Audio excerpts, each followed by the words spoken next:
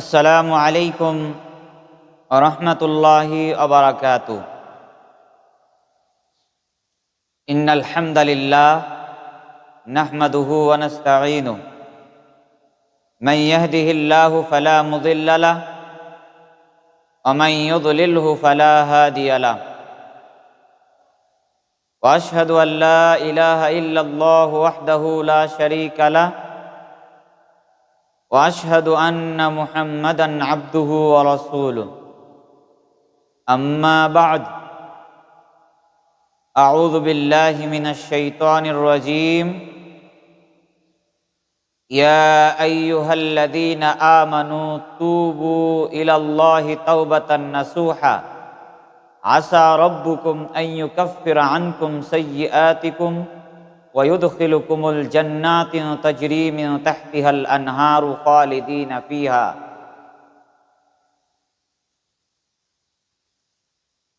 وقال الله تعالى في سورة البقرة: وَإِذَا سَأَلَكَ عِبَادِي أَنِّي فَإِنِّي قَرِيبٌ أُجِيبُ دَعْوَةَ الدَّاعِ إِذَا دَعَانِي فَلْيَسْتَجِيبُوا لِي وَلْيُؤْمِنُوا بِي لَعَلَّهُمْ يَرْشُدُونَ।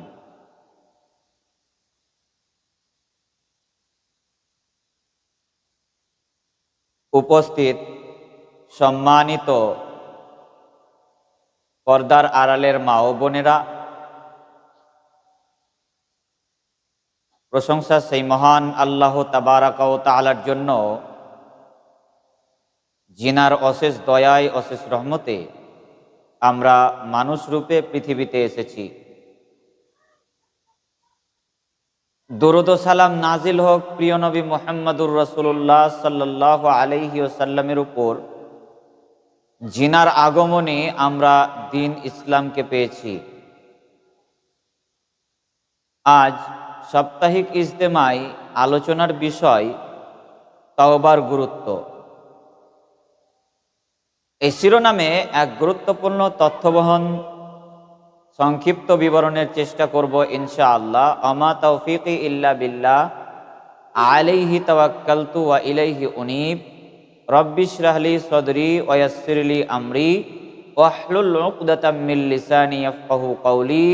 রব্বি জিদনি ইলমা আল্লাহুম্মা ফাক্কিহনি ফিদ্দীন। তাওবার গুরুত্ব আমি গত কয়েক সপ্তাহ আগে আমি আল্লাহর দয়া এবং অনুগ্রহ নিয়ে আলোচনা করেছি। তো সেখানে যাই হোক, তাওবার গুরুত্ব এই বিষয়টি আর আলোচনা করা হয়নি, হয়তো হালকা টাচ করেছিলাম।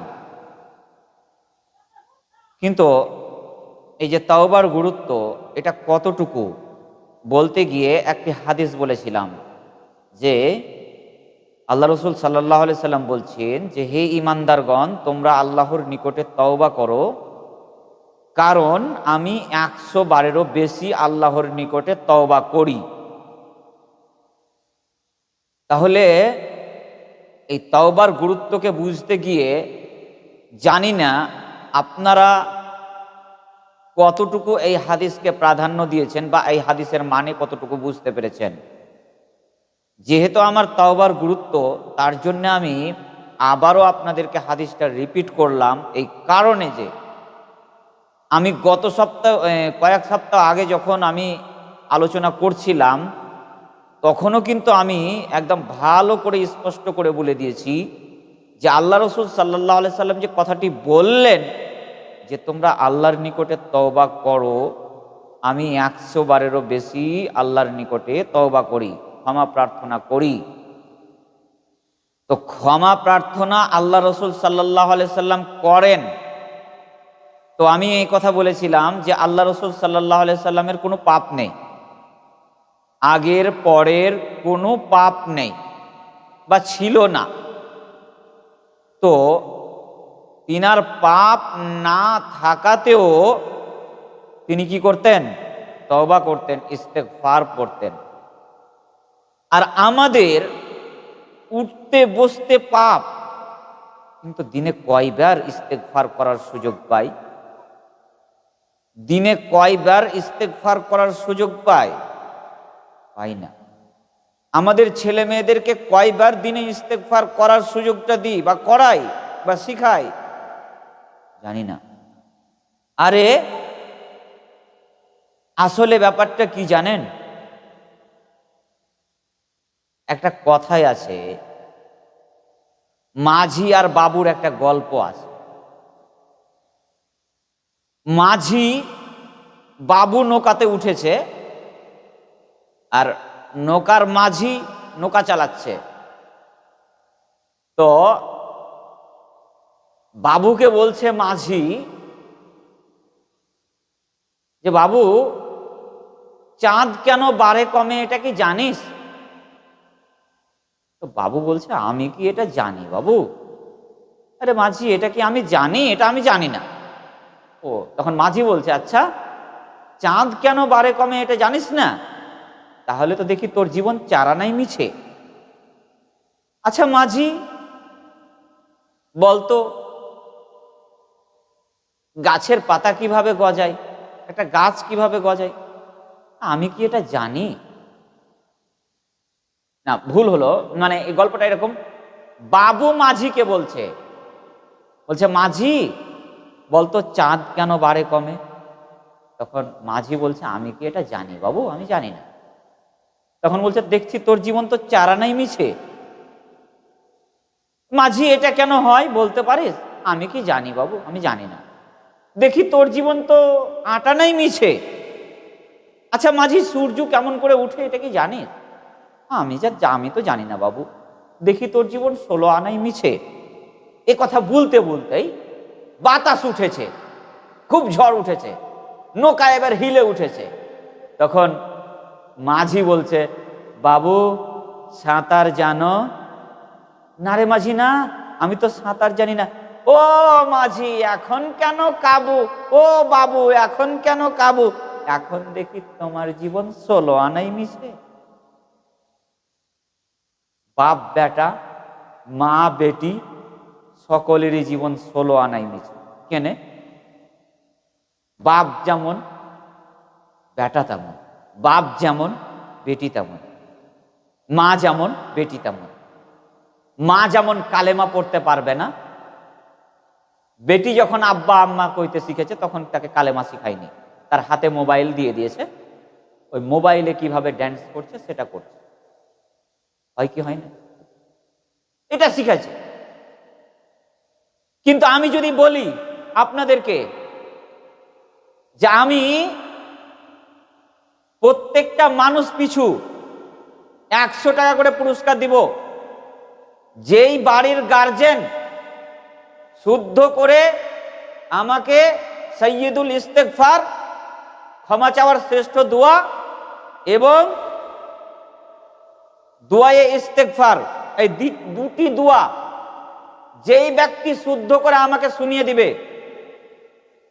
আপনাদের মধ্যে যেই ব্যক্তি আমাকে শুদ্ধ করে শুনিয়ে দিবে, একদম স্পষ্ট করে শুনিয়ে দিবে, সেই বাড়ি পিছু আমি 100 টাকা করে দিব। একদম একবার আল্লাহর কসম করে বলছি। দেখি কোন আল্লাহর বান্দা আছে এখানে, কার ক্ষমতা দেখেলি। কিন্তু কাউরির ক্ষমতা হবে না, হবে না, আমি জানি হবে না। কাউরির বাড়িতে যদি 5 জন থাকে ছেলে মেয়ে নিয়ে, তার বাড়ির গার্জেন যদি শুদ্ধ করে সাইয়্যিদুল ইস্তেগফার এবং ইস্তেগফার, এই দুটা দোয়া, আস্তাগফিরুল্লাহ আল্লাযী লা ইলাহা ইল্লা হুয়াল হাইয়ুল কাইয়্যুম ওয়া আতুবু ইলাইহি, আর আল্লাহুম্মা আনতা রাব্বি লা ইলাহা, এই দুটা দোয়া, এই বড় বড় দুটা দোয়া যদি শুদ্ধ করে শুনিয়ে দিতে পারে, তাহলে কোনো বাড়িতে যদি 5 জন থাকে সদস্য, আমি তাকে সেই বাড়িতে 500 টাকা পুরস্কার দেব। কোনো বাড়িতে যদি 10 জন থাকে, সেই বাড়িতে আমি 1000 টাকা পুরস্কার দেব। শুধু বাড়ির গার্জেনগুলোকে শুদ্ধ করে শুনিয়ে দিতে হবে। আছে কেউ? কেউ নেই। হবে না, আজীবন হবে না, কিয়ামত কাছিয়ে গেলেও হবে না, হবে না। কেন হবে? মুসলমান তো নামে, আমরা তো নামধারী মুসলমান। ভিতরে কথা কেন হচ্ছে? আমরা তো নামধারী মুসলমান, হবে না।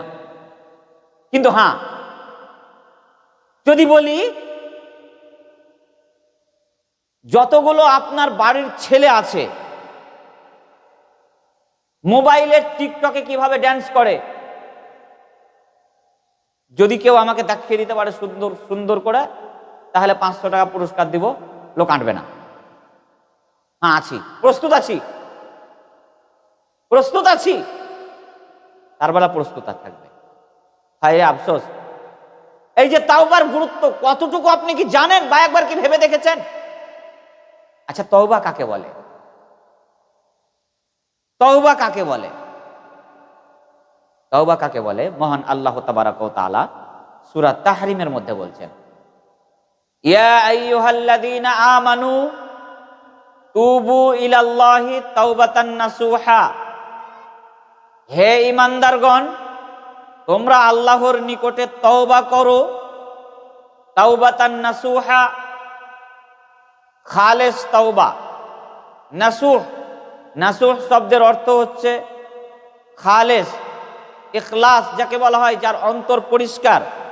মানে আল্লাহ তাবারাক ওয়া তাআলা বলতে চাইছেন, হে ঈমানদারগণ তোমরা আল্লাহর নিকটে তওবা করো, তাওবাতান নাসুহা, খালেস তওবা। খালেস তওবা মানে, তাওবা শব্দের অর্থ হলো ফিরে আসা, একনিষ্ঠভাবে আল্লাহর অনুগত হয়ে গুনাহকে স্বীকার করে ফিরে আসার নাম হচ্ছে তওবা। তওবা কাকে বলে? আল্লাহর কাছে অনুতপ্ত হয়ে অতীতের পাপগুলিকে স্বীকার করে ফিরে আসার নাম তওবা। তওবা কাকে বলে? আল্লাহর কাছে অনুতপ্ত হয়ে অতীতের পাপগুলিকে স্বীকার করে পরে আর পাপ করব না এই মনে এই পরিকল্পনা নিয়ে, এর নাম তওবা। একে বলা হয় তওবা। যখন কোনো ভুল করি আমরা বলি তওবা তওবা তওবা, আস্তাগফিরুল্লাহ আস্তাগফিরুল্লাহ। এর মানে কি? এটা কি বলতে চাইলাম? এটা কি বলতে চাইলাম? যদি বলি এটা কি বলতে চাইলাম, তাহলে কিন্তু বলতে পারবো না, তাহলে আমরা কিছুই জানি না, এই চলে আসছে বলেই বলছি। কিন্তু তওবার কতটা গুরুত্ব আমি মনে হয় এখনো বুঝাতে পারলাম না। যে আল্লাহ রসুল সাল্লাল্লাহু আলাইহি সাল্লামের কোনো পাপ নেই, অথচ আল্লাহ রসুল সাল্লাল্লাহু আলাইহি সাল্লাম 100 বার বেশি তওবা করেছেন, 100 বারেরও বেশি, উঠতে বসতে।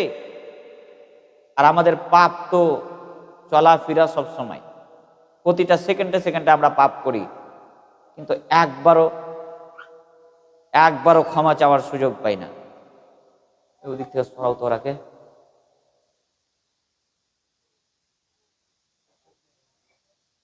তো বলছিলাম যে তওবা বলা হয় কোনো পাপ হয়ে গেছে, কোনো মানুষের দ্বারা একটা পাপ হয়ে গেছে বা অতীতে খুব পাপ করেছে, এবার বুঝতে পেরেছে যে এটা ভুল, এটা বুঝতে পেরেছে যে এটা ভুল, আর অতীতে যা পাপ করেছে তা সব ভুল।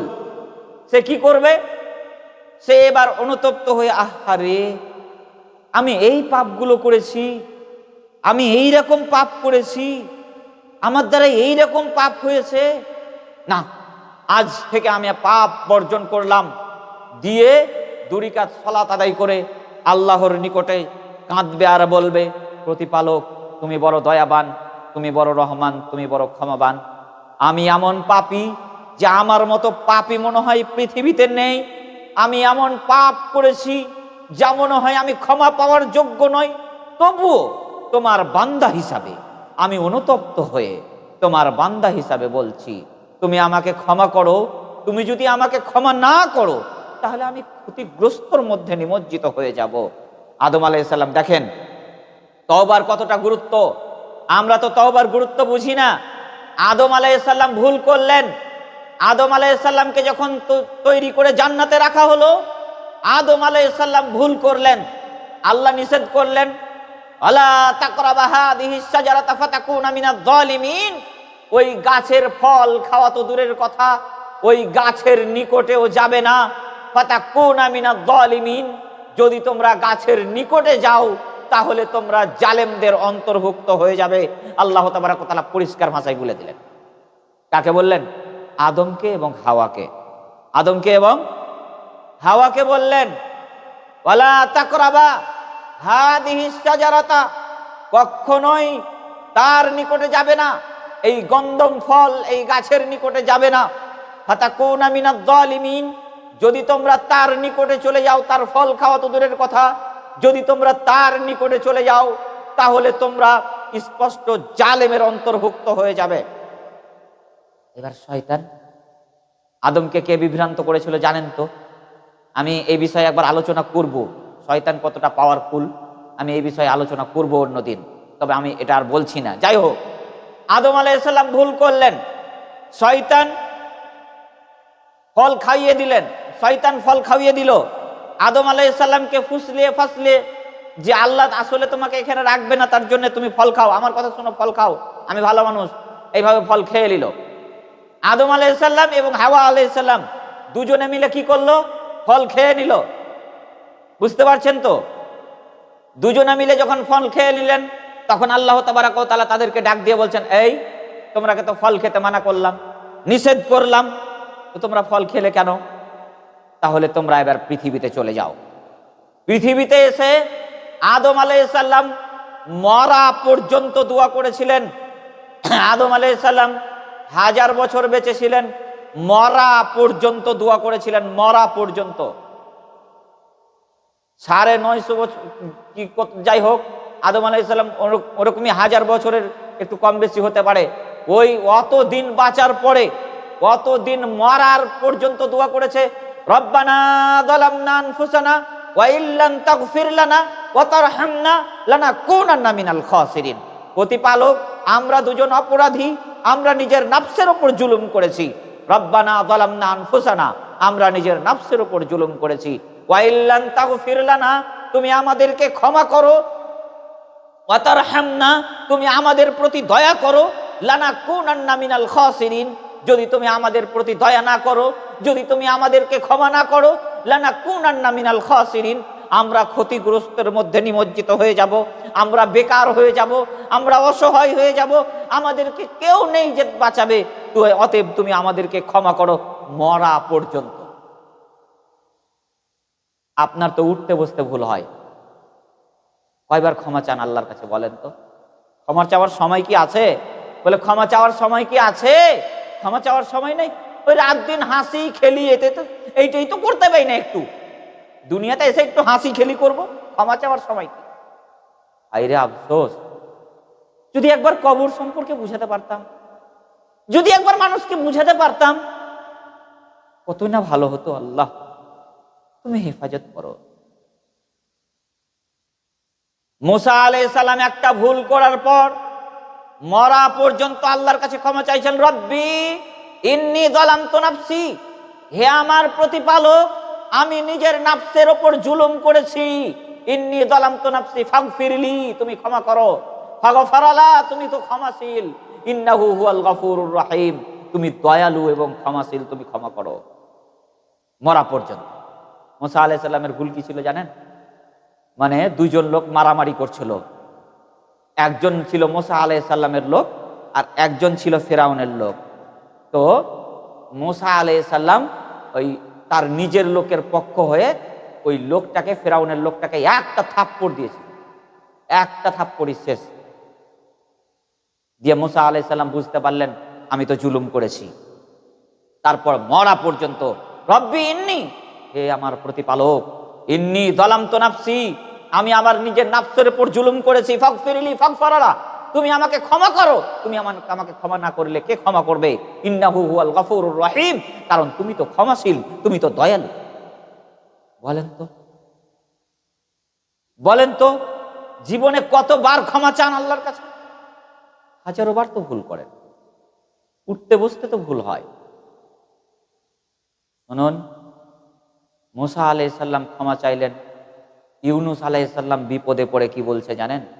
ইউনুস আলাইহিস সালাম যখন ইউনুস আলাইহিস সালামকে যখন মাছে গিলে নিলেন, মাছে যখন গিলে নিল ইউনুস আলাইহিস সালামকে, তখন ইউনুস আলাইহিস সালাম বলছেন, লা ইলাহা ইল্লা আনতা, আল্লাহ ছাড়া কোনো সত্য ইলাহা নেই। লা ইলাহা, তুমি ছাড়া কোনো ইলাহা নেই। ইল্লা আনতা, তুমি ছাড়া কোনো সত্য ইলাহা নেই, লা ইলাহা ইল্লা আনতা সুবহানাকা, তুমি পবিত্র, ইন্নী কুনতু মিনাজ জালিমিন, আমি হচ্ছি স্পষ্ট জালেম। মাছের পেটে দোয়া করছেন। আল্লাহ তাবারক ওয়া তাআলা মাছকে আদেশ করলেন, যা কানহাতে গিয়ে তাকে উগলে দেগা। মাছ ডাঙাতে এসে ইউনূস আলাইহিস সালামকে বের করে দিল পেট থেকে। বিপদে পড়ে দোয়া করতে হয়। কোনো বিপদে পড়ে কোনোদিন দোয়া করেননি, বিপদে পড়েছেন তো বুবু 10টা টাকা ধার হবে, বুবু 1000টা টাকা ধার হবে, বুবু বুবু লোন দিতে পারছি না, বুবু 1000টা টাকা ধার হবে, বুবু। ও বুবু, উপরওয়ালা যে বসে আছে বুবু, তোমার হুঁশ নেই? তোমার হুঁশ নেই? তুমি তার কাছে চাইতে পারো না? বুবু তুমি মরার পরে বুঝতে পারবা গো। তুমি তো লোকের কাছে চেয়ে বেড়াচ্ছ। আরে যে দেনেওয়ালা বসে আছে তার কাছে কয়বার চেয়েছো?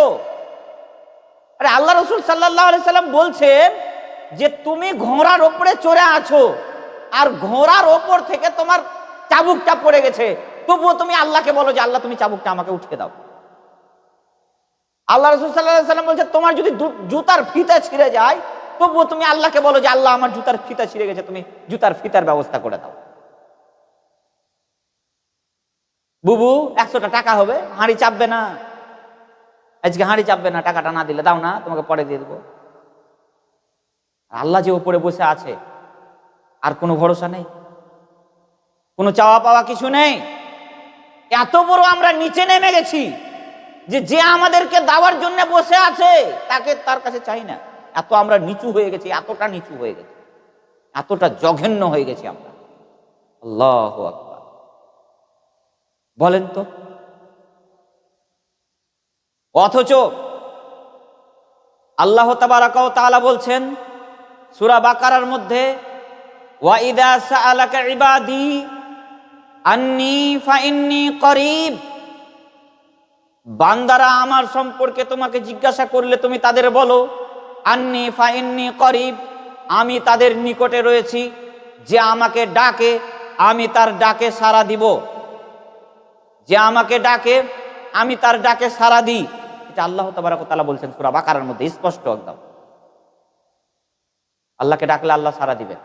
আল্লাহ তাবারাক ওয়া তাআলা আরো বলছেন, ফাযকুরুনি আযকুরকুম, তোমরা আমাকে স্মরণ করো আমি তোমাদেরকে স্মরণ করব, ওয়াশকুরুলি ওয়ালা তাকফুরুন, তোমরা আমার শুকরিয়া আদায় করো, আমার নাশুকরি করিও না, আমার নাশুকরি করিও না, আমার অকৃতজ্ঞ হইও না, আমার শুকরিয়া আদায় করেও তোমাকে যেটা দিয়েছি সেটা নিয়ে তুমি সন্তুষ্ট থাকো।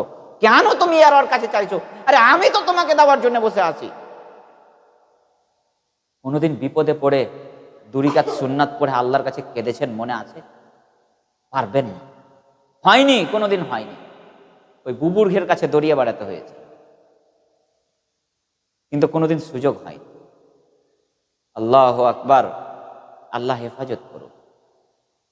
অথচ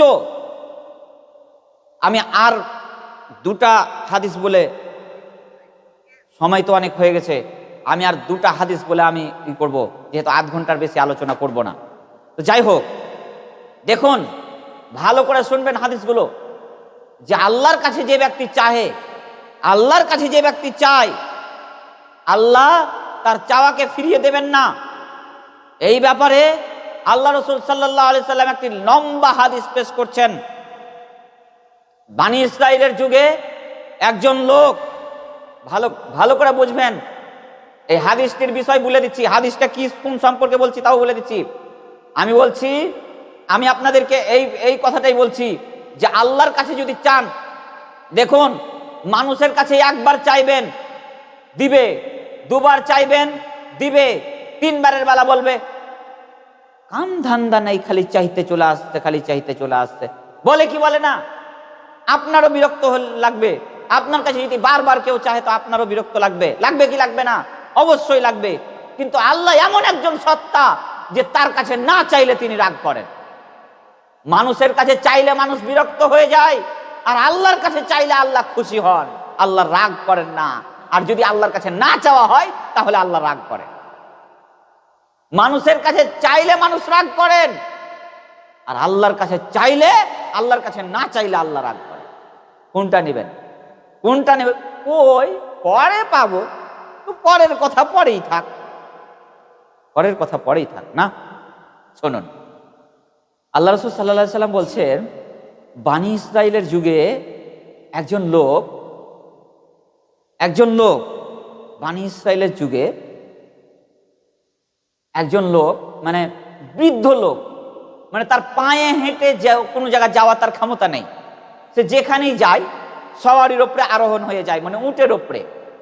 তো একদিন সেই ব্যক্তি সফর করছে, ভালো করে বুঝবেন, একদিন সেই ব্যক্তি সফর করছে, সফর করতে করতে করতে করতে ক্লান্ত হয়ে গিয়ে একটা গাছের ছায়ায় আশ্রয় গ্রহণ করেছে, দিয়ে গাছের ছায়ায় ঘুমিয়ে পড়েছে।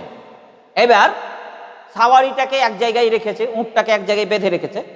এবার বেঁধে রেখেছে উঁটের ওপরে, কিন্তু তার খাবার, তার পানি সব কিছুই আছে। এবার ঘুম ভেঙে দেখছে যে উঁটটা পালিয়ে গেছে। যা, এবার কি হবে? এবার তো লোকটা হেঁটে কোনো জায়গায় যেতে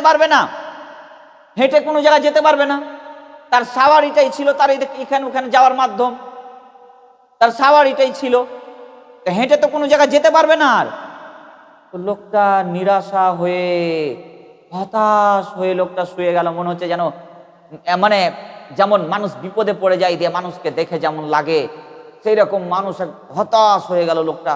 হায় আমি কি করব, হায় আফসোস, আমি কি করব, আমি কি করে বাড়ি ফিরবো, এই নিয়ে লোকটা হতাশ হয়ে চিন্তিত হয়ে আবার ঘুমিয়ে গেল। যে আজকে মনে হয় আমাকে এখানেই মারা যেতে হবে, আজকে আমাকে এখানেই আমার মৃত্যু হবে, কারণ আমি কোথাও যেতেও পারবো না, আর আমি কোথাও খেতেও পাবো না, আজকে আমার এখানেই মৃত্যু হবে। এই নিরাশা হয়ে লোকটা ঘুমিয়ে গেল। আবার ঘুম ভেঙে দেখছে সাওয়ারি যেই জায়গায় রেখেছিল সেই জায়গায়। চট করে সাওয়ারির লাগাম ধরে বলছে যে, আল্লাহ, আমি তোমার আল্লাহ আর তুমি আমার বান্দা, তোমার কিভাবে শুকরিয়া আদায় করব? দেখছেন, খুশিতে বাক্য উল্টে দিয়েছে, মানে এমন খুশি হয়েছে লোকটা এত খুশি হয়েছে যে আল্লাহকে কি বলবে বুঝতে পারছে না। সে নিজেই আল্লাহকে বলছে যে আমি তোমার আল্লাহ, তুমি আমার বান্দা। মানে খুশিতে একটা, আসলে লোকটা বলতে চেয়েছিল যে তুমি আমার আল্লাহ, আমি তোমার বান্দা, কিন্তু খুশিতে একদম এত খুশি হয়েছে যে খুশিতে কি বলবে খুঁজে পায় না, মুখ থেকে এটা বাড়িয়ে গেছে যে আমি তোমার আল্লাহ, তুমি আমার বান্দা। এত খুশি হয়েছে। তাহলে মানুষ এত খুশি হলে বাক্যটা উল্টাতে পারে? আপনি কি ভেবে দেখেছেন? মানুষ এত খুশি হয়েছে, সেই বৃদ্ধ লোকটা এত খুশি হয়েছে যে তার খুশির কথা মানে বাংলা ভাষায় প্রকাশ করা যাবে না, এত খুশি হয়েছে। ওই ব্যক্তি খুশি হয়ে বাক্য উল্টে দিয়েছে। ওই ব্যক্তি যে খুশি হয়েছে, যেই ব্যক্তি আল্লাহর কাছে চায়, আল্লাহ তার চাইতে অনেক অনেক অনেক গুণে বেশি খুশি হয়। কথা কি বুঝতে পারলেন? ধরুন একটা মানুষ তার সাই সম্বল হারিয়ে দিয়ে যতটা হতাশ হয়ে যায়, দিয়ে আবার ফিরিয়ে পেয়ে যতটা খুশি হয়, আল্লাহর কাছে যেই ব্যক্তি চায়, ক্ষমা চায় বা সাহায্য চায়, আল্লাহ তার চাইতে, ওই ব্যক্তির চাইতে অনেক অনেক অনেক বেশি গুণে খুশি হয়। কত গুণে খুশি হয় তা হিসাব করা যাবে। বুঝতে পারলেন? আবারও বলছি, একটা মানুষ তার দুনিয়ার সব সম্পদ হারিয়ে দিয়েছে, এবার তার কোনো উপায় নেই, দিয়ে এক সময় নিরাশা হয়ে গেছে, যে তারপরে ফের আবার সম্পদকে ফিরিয়ে পেয়েছে। তখন সেই ব্যক্তি যতটা খুশি হয়েছে, আল্লাহর কাছে যেই ব্যক্তি কেউ কিছু চায়, যদি আল্লাহর কাছে কেউ কিছু চায়, ওই ব্যক্তি যতটা খুশি হয়েছে তার চাইতে আল্লাহ অনেক অনেক বেশি খুশি হয়। বুঝতে পারলেন আল্লাহ কতটা খুশি হয়? আল্লাহ এতটা খুশি হয়। আর আমরা মানুষের কাছে খালি হাত পেতে বেড়াচ্ছি গো, মানুষের খালি পাঁচাটা গোলাম হয়ে আছি আমরা। বলেন তো, মানুষের পাঁচাটা গোলাম নয়? এখন মানুষের পাঁচাটা গোলাম বুঝাতে পারবো না, যখন সময় আসবে তখন ঠিকই বুঝাতে পারবো যে আমরা মানুষের পাঁচাটা গোলাম হয়ে আছি না। আরে যেখানে মানুষের সাথে জড়িত পাপ কোনোদিন ক্ষমা হবে না, সেখানে আমার অন্যের পাপ ঘাড়ে করে নিয়ে মরার দরকার কি আমার? অথচ ওই নির্বাচনের সময় গ্রামের মানুষ যা করে, একেবারে ওই দলাদলি করে, বলতে তো নিজেকে খারাপ লাগছে, তবু আমি বলছি যে দলাদলি করে এমন কিছু করে যে অন্যের পাপ ঘাড়ে নিয়ে ওকে জাহান্নামে যেতে হবে যদি মরে যায়। বলেন, মানুষের 5 আটা গোলাম না তো? অথচ আল্লাহ বলছে, বান্দা রে, তুই যখন আমার কাছে চাইবি তখনই তুই পাবি। তুই যখন চাইবি, রাতে দিনে যখন চাইবি। জানেন আল্লাহ কতটা খুশি হয়? আল্লাহ রাতে হাতখানাকে লম্বা করে বিছিয়ে দেন। আল্লাহ রাসূল সাল্লাল্লাহু আলাইহি সাল্লাম বলছেন, যখন সন্ধ্যা লেগে যায়, রাত হয়ে যায়, তখন আল্লাহ তার হাত দুটোকে লম্বা করে বিছিয়ে দেন, যে যারা দিনে পাপ করেছে তারা যেন রাতে আমার কাছে ক্ষমা চায়। আবার যখন সকাল হয়, তখন আল্লাহ তাবারাক ওয়া তাআলা সকাল থেকে সন্ধ্যা পর্যন্ত তার হাতখানাকে লম্বা করে বিছিয়ে রাখেন, যাতে করে যারা রাত্রে পাপ করেছে তারা যেন আমার কাছে ক্ষমা চাওয়ার সুযোগ পায়। এত সুন্দর সুযোগ দেওয়ার পরে আপনার অন্তরটা একটু কাঁপবে না জি? আপনার চোখ দিয়ে পানি আসবে না? এত আল্লাহ আমাদেরকে ভালোবাসেন। আল্লাহ আমাদেরকে এত ভালোবাসছেন বান্দা বলে নিজ হাতে সৃষ্টি করে। আরে আল্লাহ না হলে আমাদের কোনো কাজই হবে না, অথচ নিজ হাতে সৃষ্টি করে আল্লাহ বলছে, বান্দা রে, তুই যতই পাপ করগা, তুই যতই পাপ কর বান্দা, তুই আমার কাছে চাইলি আমি আছি। ভাই রে, হতভাগা মানুষ, কি করে বুঝাবো? অথচ আমরা বুঝতে পারছি না, বুঝতেই পারছি না। ওই মানুষের 5 আটা গোলাম হয়ে আছে। বলেন, আল্লাহ হেফাজত করুন। সম্মানিত উপস্থিতি, আল্লাহ এত খুশি হন আল্লাহর কাছে চাইতে গেলে। আল্লাহ রাসূল সাল্লাল্লাহু আলাইহি সাল্লাম বলছেন যে যদি কোনো বান্দা একবার পাপ করার পর আল্লাহর কাছে ক্ষমা চায়, হে আমার প্রতিপালক, তুমি বড় দয়াবান, তুমি বড় ক্ষমাবান, আমি বড় অপরাধী, তুমি আমাকে ক্ষমা করো, তখন আল্লাহ আকাশ থেকে বললেন, আলিমা আব্দি, আমার দাস দাসী কি জানে যে আমি তাকে শাস্তি দিতে পারি, তাকে ক্ষমা করতে পারি? যদি আমার দাস দাসী এটা জেনে যদি আমার কাছে ক্ষমা চেয়েছে, আমি তাকে ক্ষমা করে দিলাম। আবার রাত যায়, দিন যায়, রাত্রি যায়, দিন যায়, আবার লোকটা পাপ করে বসলো, পাপ করার পর অনুতপ্ত হয়ে আবার আল্লাহর কাছে ক্ষমা চাইছে, প্রতিপালক তুমি আমাকে ক্ষমা করো। আবার আল্লাহ বলছে, আমার দাস দাসী কি জানে যে আমি তাকে শাস্তি দিতে পারি, আমি তাকে ক্ষমা করতে পারি? যদি আমার দাস দাসী এটা জেনে ক্ষমা চাই, আমি তাকে ক্ষমা করে দিলাম। আবার রাত্রি, এই ক্ষমা পাওয়ার পর আবার রাত্রি যায়, দিন যায়, রাত্রি যায়, দিন যায়, রাত্রি যায়, দিন যায়, আবার কোনো এক সময় পাপ করে বসেছে, আবার আল্লাহর কাছে ক্ষমা চাইছে, প্রতিপালক তুমি আমাকে ক্ষমা করো।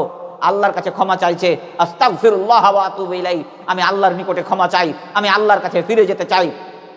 এইভাবে আল্লাহর কাছে ক্ষমা চাইছে। আল্লাহ আকাশ থেকে বলবে, আলেমা আব্দি আন্নাল্লাহু রব্বান, আমার দাস দাসী কি জানে যে তার একজন প্রতিপালক রয়েছে, তিনি শাস্তি নিতে পারেন, তিনি ক্ষমা করতে পারেন?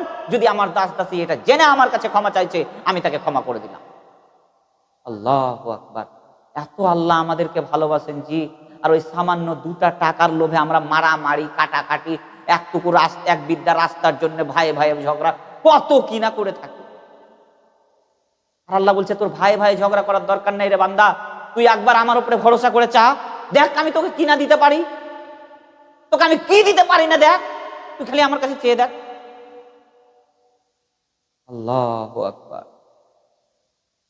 সম্মানিত উপস্থিতি, আমাদেরকে চাইতে গেলে একমাত্র আল্লাহর কাছে চাইতে, একমাত্র আল্লাহর কাছে চাইতে হবে। দেখেন আল্লাহ ক্ষমা করার জন্য কত প্রতীক্ষমান থাকেন। হয়তো সময় অনেক হয়ে গেছে, আর আধ ঘন্টার বেশি পার হয়ে গেছে, তবুও আমি বলছি একটা হাদিস সংক্ষেপে, যে একটা লোক তার ছেলেকে ওসিয়ত করছে, তার ছেলেদেরকে ওসিয়ত করছে যে আমি যখন মারা যাব তখন তোমরা আমার লাশটাকে কবর দিবে না, আমার লাশটাকে তোমরা পুড়িয়ে ছাই করে দিয়ে সমুদ্রে ভাসিয়ে দিবে আর বাতাসে উড়িয়ে দিবে। তো তার ছেলেরা বলছে, বাবা আপনি তো মুসলমান, আপনার জন্য কবর আছে, তা আপনি কেন এই কাজ করছেন? বলছে, শোনো, আমি এই জন্য তোমাকে করতে বলছি, আমি এত বড় অপরাধী, আমার আল্লাহ যদি আমাকে খুঁজে পায়, তাহলে আমাকে যা শাস্তি দিবে, পৃথিবী আর কোনো মানুষকে এত শাস্তি দিবে না। যাই হোক, ছেলেরা তাই করলো, পুড়িয়ে ছাই করে সমুদ্রে ভাসিয়ে দিল, বাতাসে উড়িয়ে দিল। এবার আল্লাহ বাতাসকে বলছে, বাতাস ছাইগুলো জমা করে দাও। সমুদ্রকে বলছে, এই ছাইগুলো জমা করে দাও। ছাই জমা হয়ে গেল, জমা হয়ে বডি তৈরি করা হলো, আবার রুহ দেওয়া হলো। বলো তো তুমি এই কাজ কেন করেছো?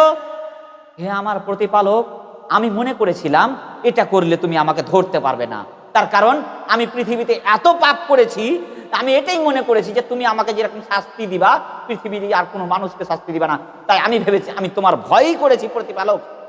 যাও, তোমাকে ক্ষমা করে দিলাম, যাও, তুমি যখন আমার ভয়ে করেছো এই কাজ, যখন তুমি আমার ভয়ে করেছো এই কাজ, দাও তোমাকে ক্ষমা করে দিলাম, যাও। এত বড় অপরাধীকে আল্লাহ ক্ষমা করতে দ্বিধা করলেন, জানেন? আর আপনাকে কেন ক্ষমা করবে না জি? কেন মানুষের কাছে হাত পাততে হচ্ছে জি আপনাকে জি? কেন মানুষের 5টা গোলাম হয়ে থাকবেন? অসম্ভব, হব না। আমি কারো মোহতাজ নাই আল্লাহ ছাড়া।